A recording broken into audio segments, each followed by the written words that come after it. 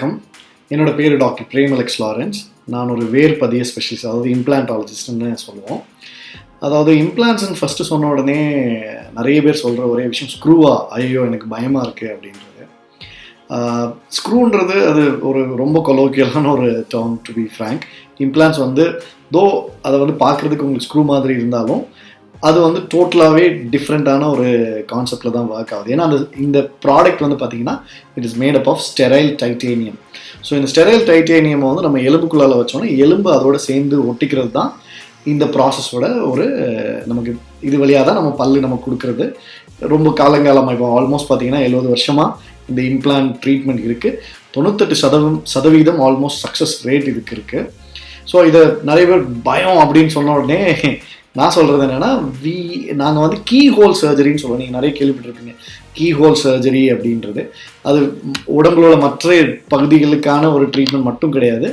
நம்மளும் இது வாயில் டென்டல் ட்ரீட்மெண்ட் பண்ணுறப்பவும், அந்த டென்டல் இம்ப்ளான்ட் ட்ரீட்மெண்ட் பண்ணுறப்பவும் அந்த கீ ஹோல் சர்ஜரி மூலிமா நம்ம பண்ணலாம்.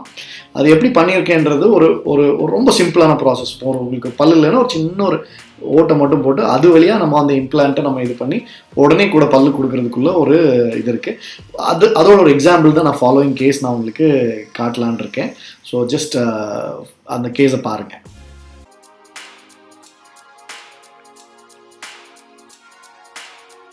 ஸோ இது ஒரு கீஹோல் அப்ரோச்சில் இது பார்த்தீங்கன்னா அவங்களுக்கு ரெண்டு பக்கமுமே அந்த ப்ரீமோலார்ன்ற பல் இல்லை. ஸோ நம்ம லெஃப்ட் சைடில் உள்ள அந்த ப்ரீமோலார் பல்லை ரீப்ளேஸ் பண்ணுறது தான். இதுதான் அவங்களோட தாடையோட கரண்ட் நிலவரம்.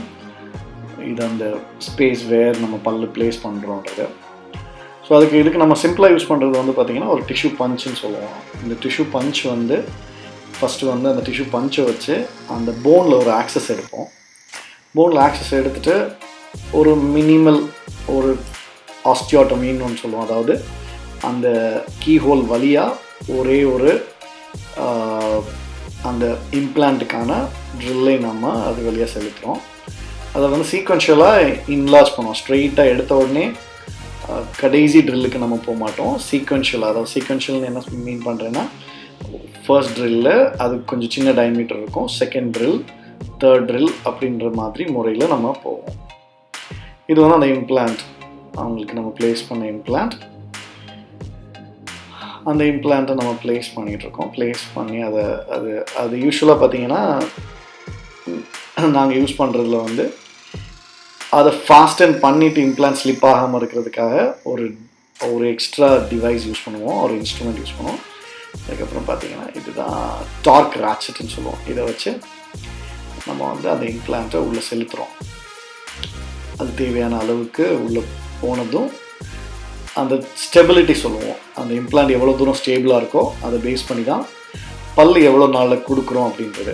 ஸோ ஆவரேஜாக 32 நியூட்டன் சென்டிமீட்டர்னு சொல்லுவோம். அந்தளவு கிடைச்சாலே இமீடியட்டாக நம்ம அதில் பல் கொடுக்குறதுக்குள்ள கெப்பாசிட்டி இருக்கும்.